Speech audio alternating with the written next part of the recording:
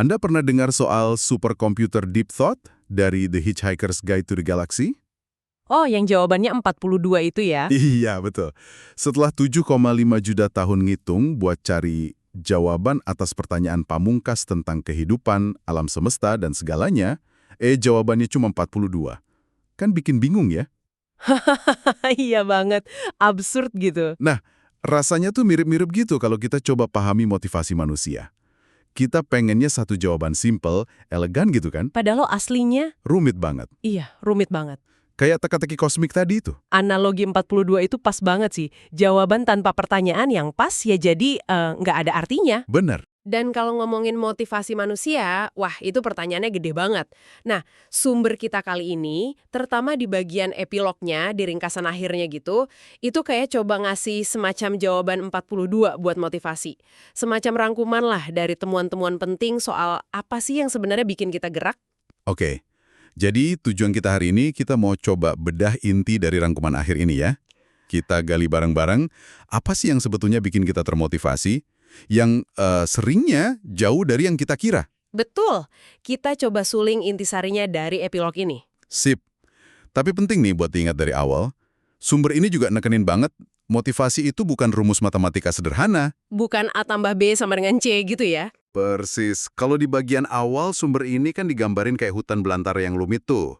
Nah, epilog ini kayak rangkuman petanya lah. Peta yang nunjukin jalannya tuh nggak lurus, banyak kelokannya, nggak ada satu jalur buat semua orang. Setuju? Makanya mari kita mulai dari epilog ini ingetin kita lagi soal masalah 42 tadi.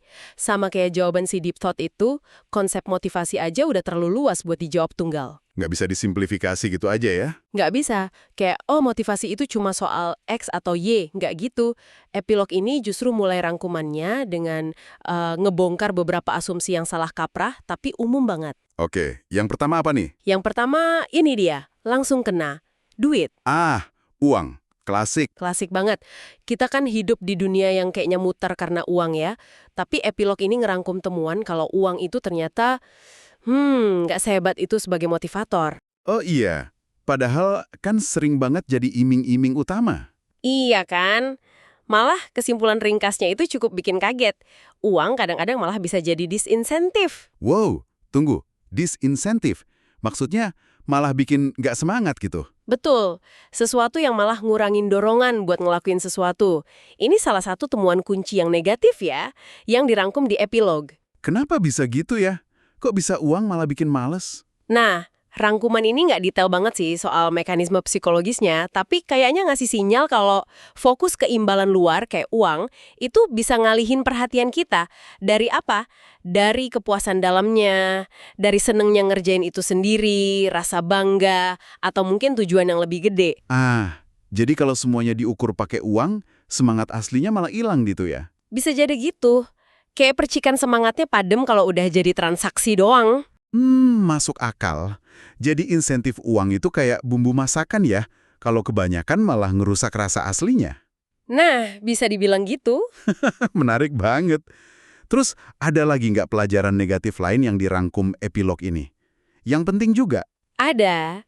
Dan ini mungkin lebih nusuk ya. Waduh, apa tuh? Yaitu betapa gampangnya kita ngehancurin motivasi orang lain. Ouch, itu benar juga sih kayaknya. Iya, epilog ini ngerangkum betapa rapuhnya motivasi itu. Nggak perlu sabotase yang heboh-heboh. Cukup gimana? Cukup dengan misalnya ngabaikan hasil kerja keras orang, pura-pura nggak niat aja atau nggak peduli. Dicuekin gitu ya? Iya, atau ngasih kritik melulu ketika nggak pernah ngasih apresiasi sedikit pun. Itu sering kejadian sih. Atau ngeremehin usaha mereka bilang, gitu doang mah gampang. Nyelekit itu. Banget. Atau bahkan di beberapa kasus yang dibahas sumber ini sebelumnya dan dirangkum di sini, ya secara harfiah dihancurin hasil karyanya. Nah, tindakan-tindakan kayak gini nih, menurut rangkuman epilog, bisa langsung mematikan semangat. Seketika. Wah, itu kayak nyiram tanaman semangat pakai air garam ya. Langsung layu pasti. Iya, perumpamaan yang pas. Oke, jadi rangkuman epilog ini ngasih kita peringatan penting ya. Hati-hati sama asumsi soal uang, dan sadar kalau kita bisa dengan mudah ngerusak semangat orang. Nah sekarang, kita geser ke sisi yang lebih positif deh. Oke. Kalau bukan uang, terus bukan karena takut dihukum atau dikritik pedes, Apa dong yang sebenarnya bikin api semangat kita nyala menurut rangkuman akhir ini? Nah, disinilah epilog mulai memetakan kekuatan-kekuatan pendorong yang nggak kelihatan wujudnya. Tak berwujud gitu ya. Kekuatan tak berwujud. Apa aja tuh? Tapi dampaknya luar biasa. Rangkuman ini nyorot beberapa kebutuhan psikologis kita yang mendasar banget. Pertama, butuh pengakuan. Pengakuan. Dicatat ya. Kita pengen usaha kita tuh dilihat, diakui, dihargai. Dan bukan basa-basi doang ya, tapi pengakuan yang tulus. Itu. Iya sih, rasanya penting banget. Saya jadi ingat waktu kecil, gambar jelek aja ditempel di kulkas sama orang tua. Rasanya bangga banget. Lebih dari sekedar dipuji pakai kata-kata. Nah, itu dia. Pengakuan visual atau yang terasa nyata itu beda dampaknya. Selain pengakuan, apalagi? Ada juga rasa kepemilikan atau ownership istilahnya. Ownership, rasa memiliki. Iya, perasaan kalau ini punya gue nih. Ide ini, proyek ini, hasil kerja ini. Kalau kita ngerasa punya sesuatu, kita kan jadi lebih peduli ya. Betul. Jadi lebih tanggung jawab juga. Iya, lebih pengen ngejaganya bikin berhasil. Epilog ngerangkum ini sebagai salah satu pilar penting motivasi dari dalam, motivasi intrinsik. Bener banget. Kalau kita ngerasa punya andil, beda rasanya. Kayak ngerawat taman sendiri dibanding cuma kerja di taman orang lain. Persis. Rasa investasinya lebih dalam. Oke, pengakuan, kepemilikan. Ada lagi pendorong tak berwujud lain yang dirangkum. Ada beberapa lagi yang penting. Yang ketiga, rasa pencapaian, accomplishment. Rasa berhasil gitu ya? Iya, puasnya pas berhasil nyelesain sesuatu. Mau gede mau kecil sama aja. Nyontreng to-do list, selesain satu dap buku, capai target kecil-kecil. Sensasi berhasil ini ngasih energi positif. Bener, kayak dapat suntikan semangat kecil. Terus, epilog juga ngerangkum pentingnya rasa aman. Rasa aman. Iya, rasa aman yang datang dari komitmen jangka panjang. Ini bukan berarti hidup tanpa tantangan ya. Oh bukan, tapi Tapi ada fondasi stabilitas. Entah itu di kerjaan, hubungan, atau komunitas. Tahu kalau kita tuh lagi jalan bareng untuk waktu yang lama, itu bisa banget memotivasi. mungkin stabilitas itu jadi dasar biar kita berani ambil risiko atau tantangan baru gitu ya. Bisa jadi. Dan satu lagi yang sering kita dengar, tujuan bersama. Ada juga kan? Tepat. Rasa punya tujuan bareng, shared purpose. Merasa jadi bagian dari sesuatu yang lebih besar. Iya. Pas kita tahu kontribusi kita, sekecil apapun itu, ternyata ngebantu capai tujuan bareng yang kita percaya, wah itu dorongannya luar biasa. Epilog ngekenin ini sebagai elemen kunci, apalagi di tempat kerja atau komunitas. Oke. Pengakuan, kepemilikan, pencapaian, rasa aman jangka panjang, tujuan bersama. Komplit juga ya. Nah ini ada satu poin lagi dari rangkuman epilog yang menurut saya dalam banget dan menarik. Apa tuh? Soal makna. Makna yang bahkan katanya bisa melampaui masa hidup kita. Gimana ceritanya itu bisa memotivasi kita sekarang? Nah, ini nyambungnya ke konsep yang dibahas lebih detail di bagian lain sumber ini, namanya keabadian simbolis. Tapi epilog ngerangkum intinya sebagai motivator penting. Keabadian simbolis. Gimana tuh? Idenya gini, kita tuh punya dorongan dasar buat ngerasa kalau hidup kita, kerja keras kita, itu punya arti. Arti yang bertahan bahkan setelah kita nggak ada. Meninggalkan warisan gitu ya? Iya, semacam itu. Entah itu karya, nama baik, dampak positif ke orang lain, atau nilai-nilai yang kita terusin. Sadar kalau apa yang kita lakuin itu punya efek jangka panjang, bahkan ngelampaui hidup kita sendiri, itu bisa jadi sumber motivasi yang kuat banget. Epilog menggarisbawahi ini sebagai salah satu puncak pencarian makna. Jadi, bukan cuma mikirin apa yang saya dapat sekarang, tapi juga jejak apa yang saya tinggalin nanti. Wah, itu kuat sih perspektifnya. Banget. Dan kayaknya semua pendorong tak berwujud ini kalau dirangkum lagi mengerucut kedua hal inti ya yang benar-benar ditekankan di epilog ini. Persis. Epilog nyimpulin kalau inti dari misteri motivasi itu ada di dua kekuatan kembar ini. Koneksi dan makna. Koneksi dan makna. Dan ini bukan sekadar bonus atau nice to have gitu, bukan. Ini fondasi dari dorongan kita sebagai manusia. Semua yang kita bahas tadi, pengakuan, kepemilikan, pencapaian, tujuan bareng, warisan, itu semua nyumbang ke terbentuknya koneksi dan makna dalam hidup kita. Oke. Dan epilog ini juga bikin perbedaan penting yang sering kita lupa deh kayaknya. Apa tuh? Yaitu punya makna itu nggak sama dengan harus merasa bahagia terus-terusan. Nah itu dia, ini penting banget. Seringkali kita ngejar bahagia soalnya itu tujuan akhirnya kan? Ya kayaknya tujuan hidup ya bahagia gitu. Padahal rangkuman epilog ini ngingetin kita bahagia itu seringnya sementara, naik turun. Kayak senengnya pas makan enak atau dapat hadiah. Itu penting sih, tapi nggak sama dengan makna. Terus makna gimana? Makna itu lebih dalam, lebih stabil. Nyambungnya ke pemahaman kita soal tujuan hidup, nilai-nilai kita, gimana kita nyumbang sesuatu ke dunia atau ke orang lain. Dan proses nemuin atau ngejalanin hidup yang bermakna itu malah bisa jadi penuh tantangan loh, penuh kesulitan, bahkan penderitaan. Wah, jadi kebalik ya? Bukan kebalik sih, tapi beda aja. Kebahagiaan bisa datang dan pergi, tapi makna itu ngasih kita jangkar yang kuat. Pegangan gitu. Oke, paham. Makna itu jangkar, bahagia itu mungkin kayak ombaknya ya? Bisa dibilang gitu. Nah, buat ngegambarin poin penting ini, epilog kan ngasih beberapa cerita yang nyentuh banget ya. Salah satunya soal Sarah. Iya, Sarah. Pasien remaja di unit luka bakar. Dia kan di sana setelah coba bunuh diri, ngerasa hidupnya udah hancur banget, tapi terus ada yang berubah. Iya, cerita Sarah ini seperti dirangkum di epilog, itu contoh kuat gimana makna bisa muncul dari tempat yang nggak kita duga sama sekali. Di rumah sakit itu, dia mulai ngobrol sama pasien lain. Pasien yang kondisinya, jauh lebih parah dari dia. Terus? Dia mulai ngelakuin hal-hal kecil buat mereka, ngambilin minum, bacain cerita, atau ya sekedar nemenin ngedengerin curhat mereka. Dan apa yang terjadi? Dengan ngeliat penderitaan orang lain yang lebih besar, dan ngerasain kalau kehadiran dia, bantuan dia yang sederhana itu, ternyata dihargai banget. Perspektifnya berubah. Total. Dia jadi ngerasa dibutuhkan, ngerasa punya tujuan. Wah, padahal kondisi fisiknya mungkin masih sakit ya? Mungkin banget, rasa sakit fisiknya, rasa sedihnya, mungkin masih ada. Tapi dia nemu makna. Makna dalam ngebantu orang lain, dalam koneksi yang kebangun di situ. Dia nggak lagi fokus ke penderitaannya sendiri, tapi ke gimana dia bisa bikin perbedaan buat orang lain, sekecil apapun. Jadi dia nggak nyari gimana caranya biar gue bahagia, tapi malah nemu gimana caranya biar hidup gue berarti. Persis. Epilog pakai kisah ini buat nunjukin kalau makna itu seringnya ditemuin bukan dengan ngelihat ke dalam diri terus, tapi justru dengan keluar, dengan nyambung ke orang lain, dengan berkontribusi. Itu bener-bener ngasih cara pandang beda ya buat ngadepin kesulitan, cari makna dalam melayani orang lain. Betul. Dan ada satu lagi kisah yang dirangkum epilog yang kekuatannya mungkin lebih dahsyat lagi. Pengalaman Viktor Frankl. Frankl, psikiater yang selamat dari kamp kematian Nazi. Epilog ngerangkum salah satu pengalaman dia yang paling dalam di sana. Gimana tuh ceritanya? Di tempat sekeras itu. Bayangin aja kondisinya, kelaparan, kerja paksa, kehilangan orang-orang tersayang, ancaman kematian tiap detik. Tapi Frankl nemu sumber kekuatan batin yang luar biasa.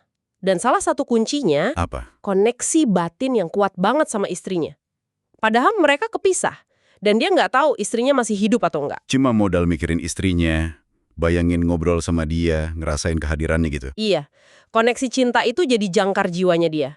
Epilog mengutip atau paling nggak merangkum kesimpulan Frankl dari pengalaman ini, yang jadi inti filosofinya. Kurang lebih bunyinya, keselamatan manusia itu melalui cinta dan dalam cinta. Cinta, makna, dan koneksi itu tujuan pamungkas, tujuan tertinggi yang bisa dicita-citakan manusia. Masya Allah.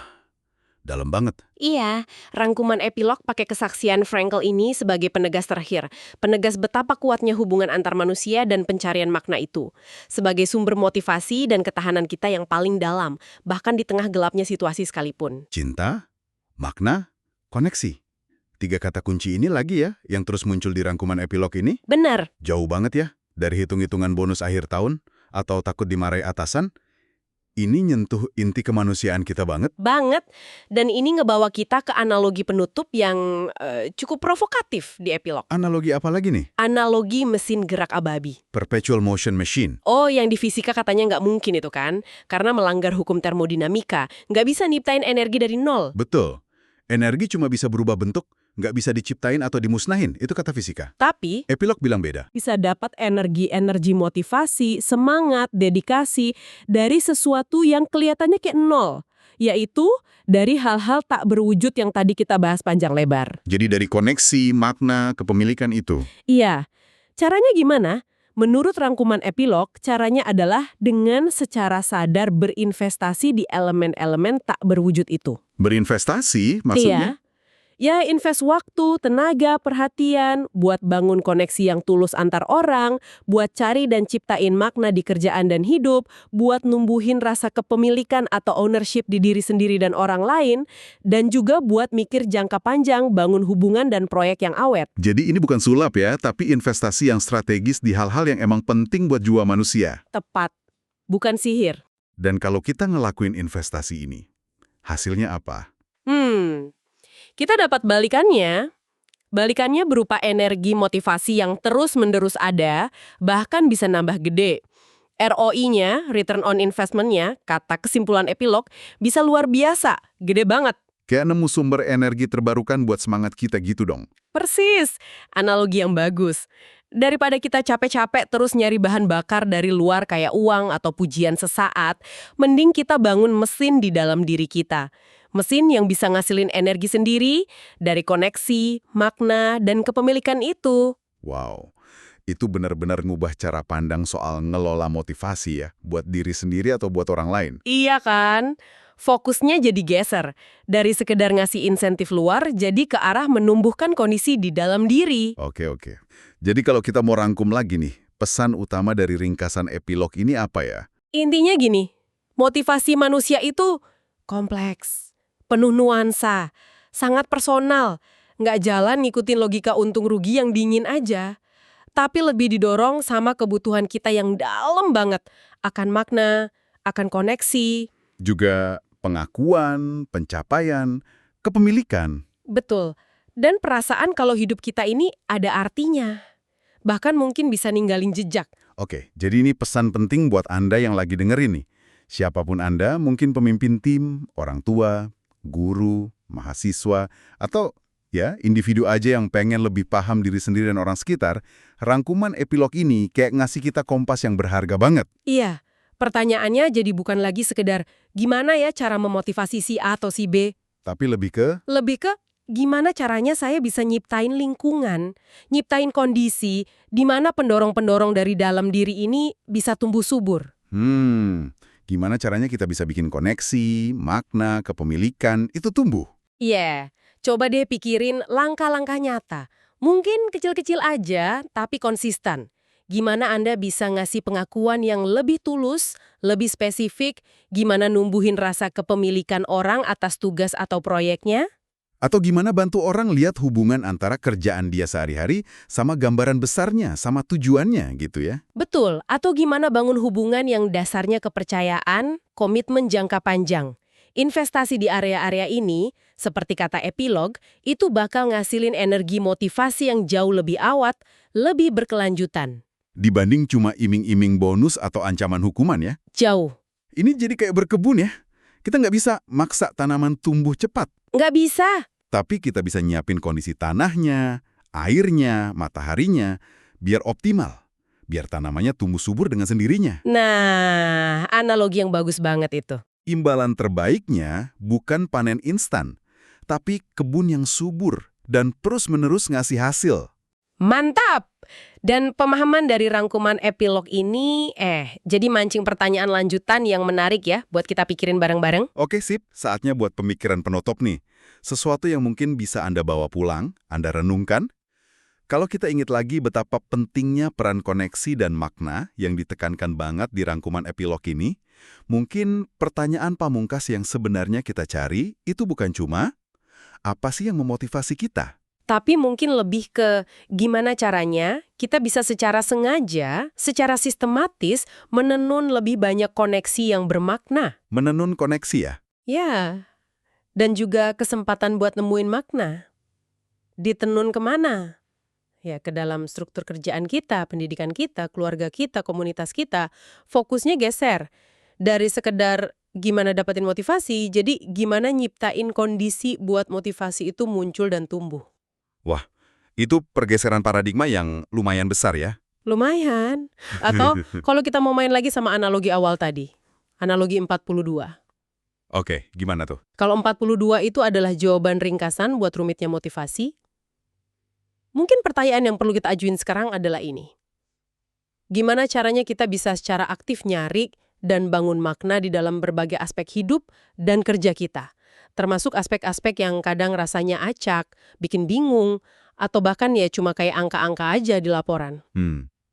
Gimana cara kita ngubah 42 yang abstrak itu jadi sesuatu yang personal dan punya arti buat kita masing-masing? Itu dia. Pertanyaan-pertanyaan ini jelas nggak ada jawaban gampangnya ya. Nggak ada shortcutnya?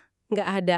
Rangkuman dalam epilog ini ngasih kita peta, ngasih kita kompas. Tapi penjelajahannya, Penjelajahan di hutan belantara motivasi ini, itu perjalanan kita masing-masing. Perjalanan yang terus-menerus. petualangan seumur hidup ya jadinya. Betul. Buat memahami diri sendiri dan orang lain dengan lebih baik lagi.